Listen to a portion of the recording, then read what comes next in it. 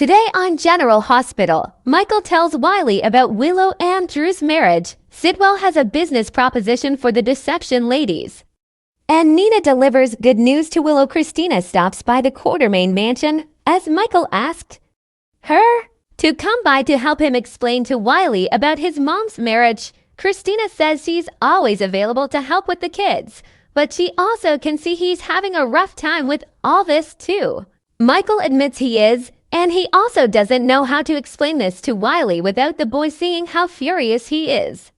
Christina tells Michael he needs to tell Wiley the truth, that his mother married Drew and that he doesn't know when he can see his mom again, as that is up to a judge. She also advises Michael not to pass judgment on Willow in front of Wiley and to just be there for his son. At Alexa's place, Willow believes the jury needs to hear from her mouth that she did not shoot the man she loves.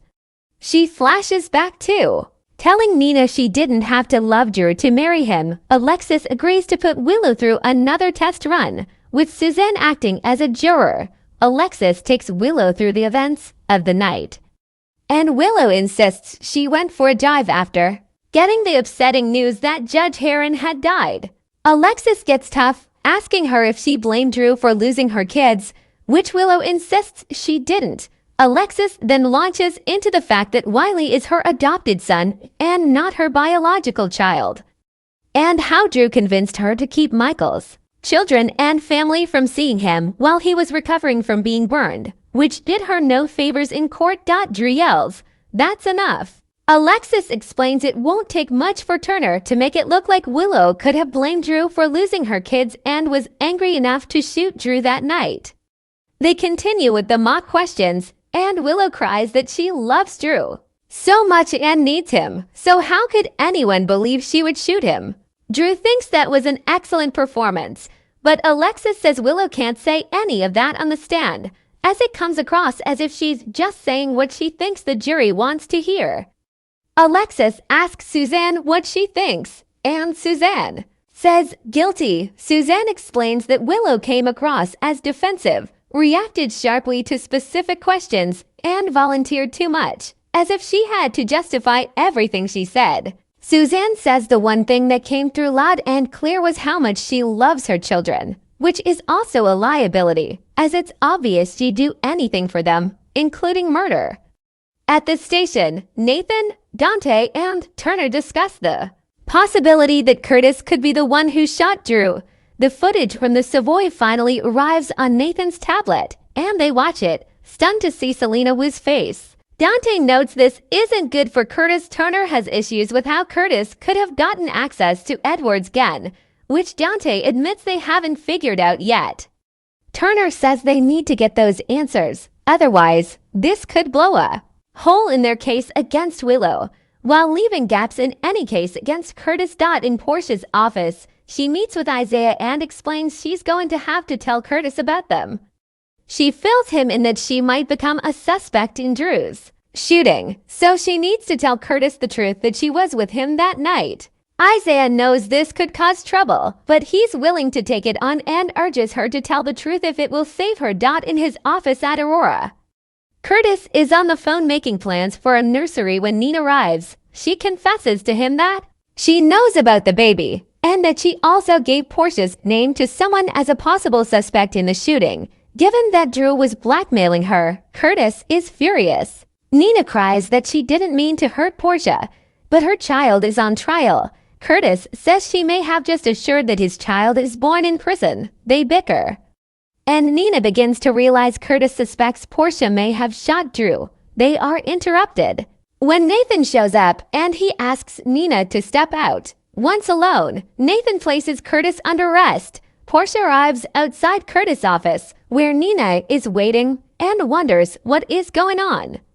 She bursts in and sees Nathan arresting Curtis. Her soon-to-be ex tells Portia to call his lawyer as Nathan takes him away. Portia calls someone and tells them that Curtis needs them right now. Curtis is brought into the station, where Turner tells him there are gaps in his statement about the night Drew was shot, and they need him to fill them in. Lucy, Brooklyn, and Felicia arrive at Windermere to meet with Sidwell about deception, with Felicia representing Maxie's interests. The company has been in a hole since Maxie's illness, and Seidel has a way to reinvigorate it. Sitwell offers to sell them his insight at a cost and has even discussed this with Lucy. Brooklyn doesn't see how he'll be able to afford this, as he'll take a massive hit in shipping alone. Sitwell drops the bomb that he just bought Sunny's peers, so the shipping fees won't be a problem. Felicia is stunned as Sunny just won the vote to keep his peers, but Sitwell says everyone has a price. Brooklyn still wonders what Sitwell gets out of this. He says that, as an investor in deception, he shares in their success. However, there is another condition. He wants to manage all the deception imports and exports through his shipping company, but Brooklyn says she doesn't like that. And her grandmother for sure won't agree to those terms. Pascal lingers about getting the women drinks and snacks as Sitwell asks Lucy to talk some sense into her partners. Lucy tells Brooklyn that she and Tracy will be fine if deception collapses. And she has her real estate business, but this company is Maxie's only livelihood. She believes Sitwell's plan is the only way to save the company and to do this for Maxie. In her apartment cell, Anna yells through the two-way mirror, telling whoever is about there to tell her what they want. She gets no response. She looks at a notepad she's been writing in and thinks about Faison, along with both Britt and Nathan suddenly returning from the dead. She ponders whether Faison could still be alive. Anna then recalls when she first woke up in a dank cell after being chloroformed in her car. Then she was drugged again and woke up in a truck of some type. The truck eventually ended up on water. A ferry, she thinks. She wonders how long she was drugged and where she is now. In her cell, a man calls out over a speaker to Anna in French and tells her to put her hands on her head and face the wall. Anna does so, and Pascal walks in with a platter of macaroons to make her stay more pleasurable. Anna does not see his face. Upstairs, Brooklyn and Felicia agree to Lucy and Sitwell's plan for now. Brooklyn and Felicia head out, and both women find this whole thing sketchy.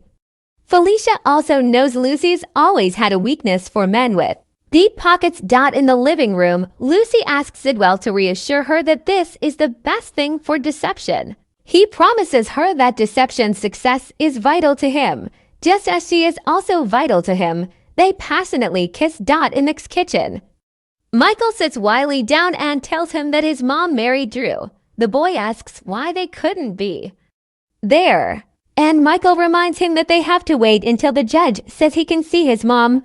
Wiley becomes upset and hopes the judge won't make him and Amelia live at Drew's, as they don't like it there.